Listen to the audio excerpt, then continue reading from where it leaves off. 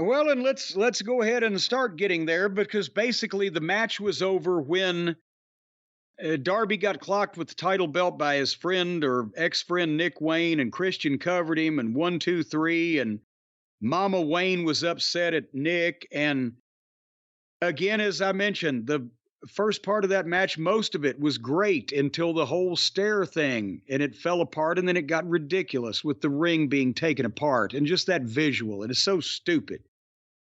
But then Christian is holding Darby, and Nick is on him, a slapping him and a punching him and a kicking him.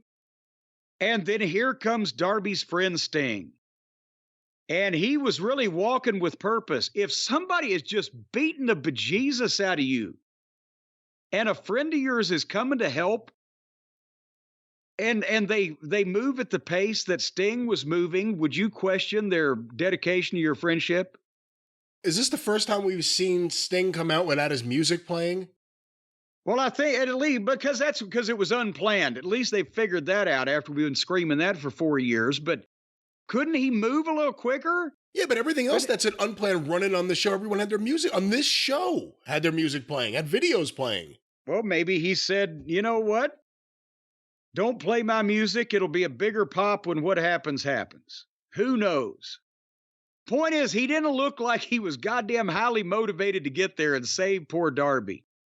But he finally got in the ring, and he made a little bit of an awkward comeback because the ring was a mess, and the padding was rolled up in the middle, and you couldn't bump safely with a bunch of people in the ring.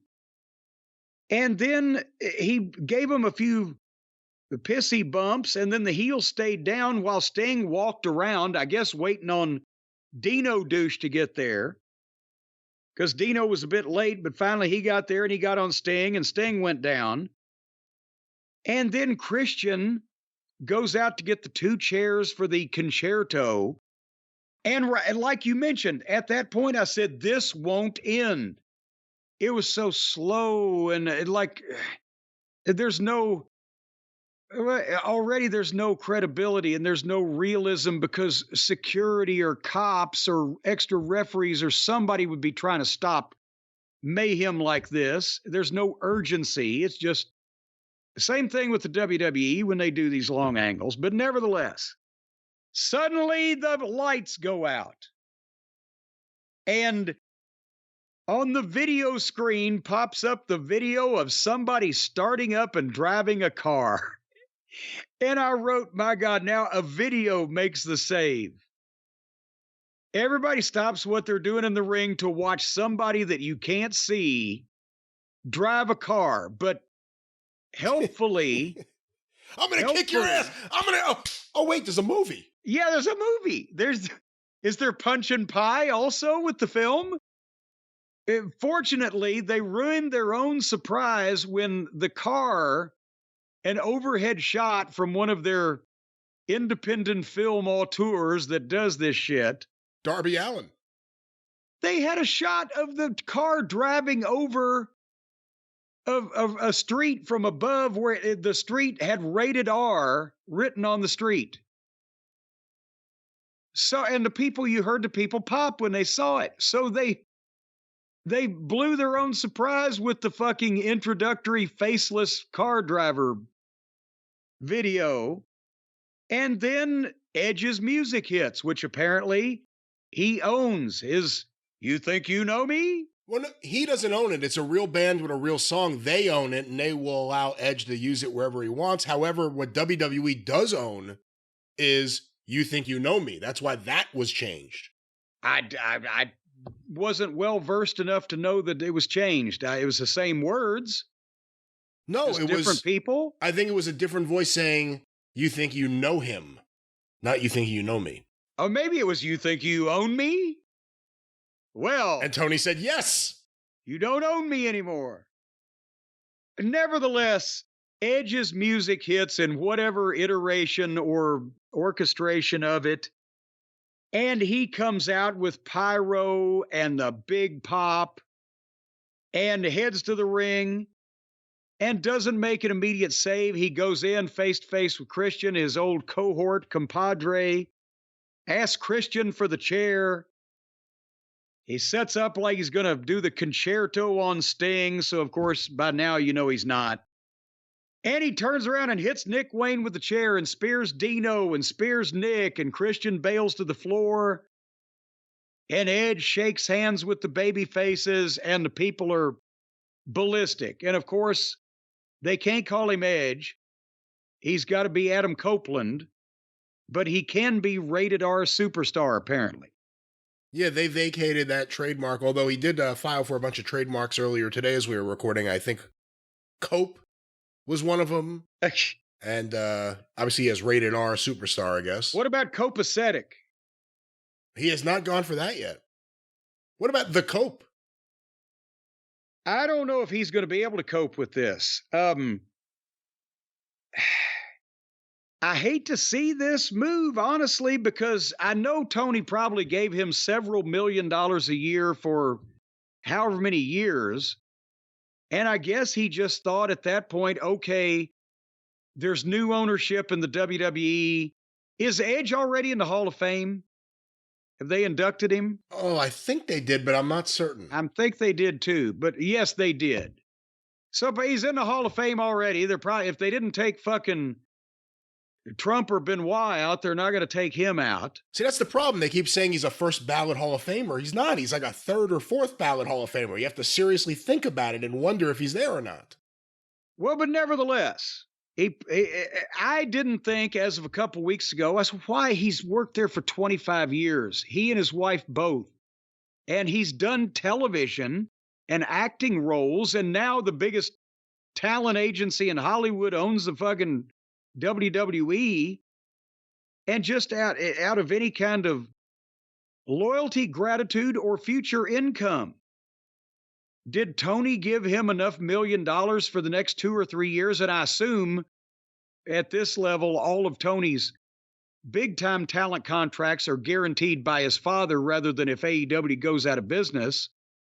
So was it enough money that Edge said, fuck it, for 3 years, and maybe they've just sold the company? I don't have any loyalty to these new people anyway, and I'm already in the Hall of Fame.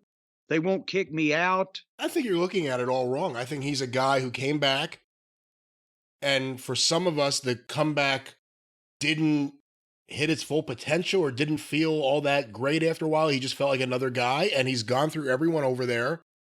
I'll play you the media scrum audio on the drive-thru, but he said that they and he saw things a little differently.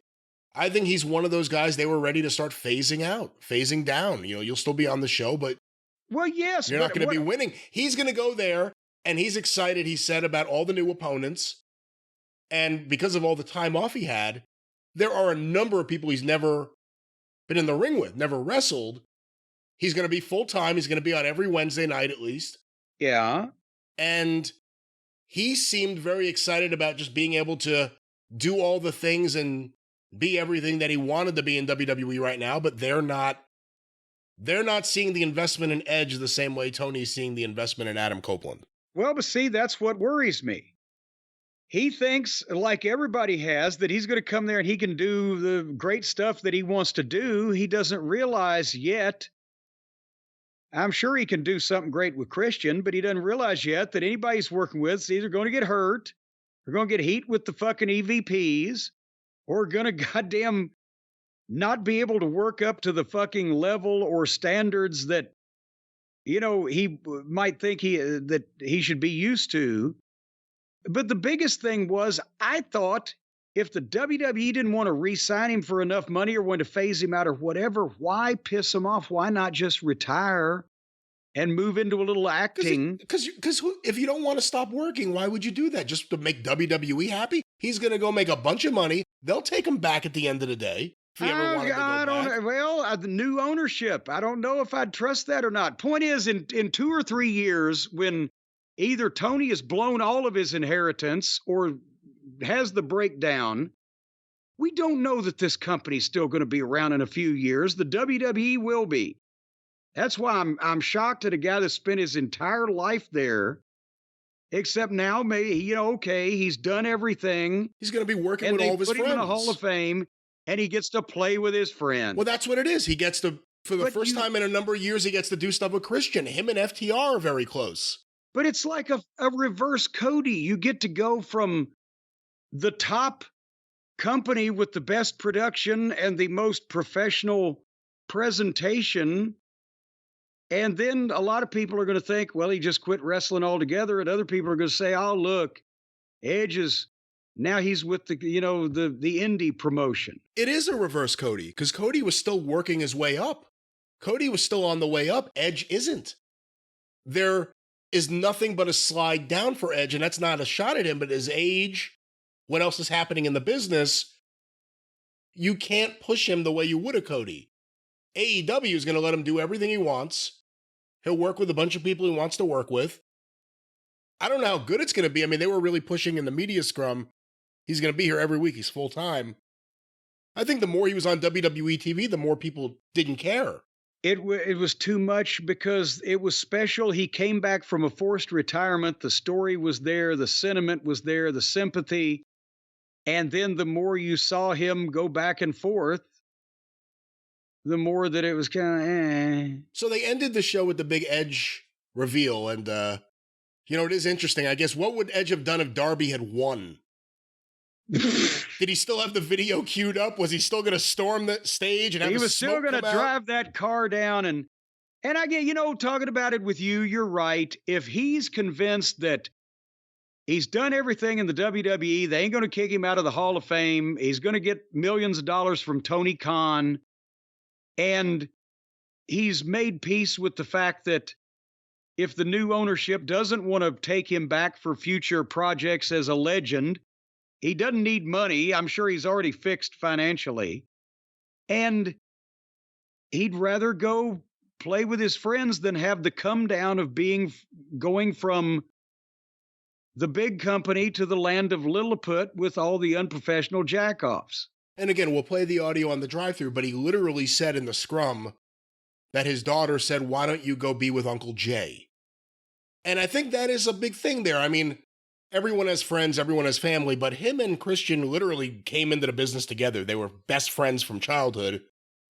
They've not done anything together in wrestling in forever because Edge was out of the picture. Christian was in TNA for a long time. A lot of different places. So, yeah. Again, I'm not saying you're wrong in a lot of what you're saying, but if you look at it from his point of view, if you only have a limited time, realistically, just because of age left in the ring, yeah, you've got millions already. You're going to still get millions. And you're going to be able to be around in the locker room some people you want to be around. I could see it making sense for him. Now, I do want to say, they closed the show that's a tribute to Antonio Inoki by finding the one wrestler with a pelican jaw to come out there and make the save at the end. Good job, Tony Khan. Good job, Tony. That's about the only time you'll hear that said this week. All right, so, okay, I guess Edge then fine. As long as his money is guaranteed by Shad Khan that he will get paid if AEW goes out of business. And I think that would be for any main event level talent looking to sign any kind of extension or long-term deal with AEW. Don't let that loophole bite you in the ass.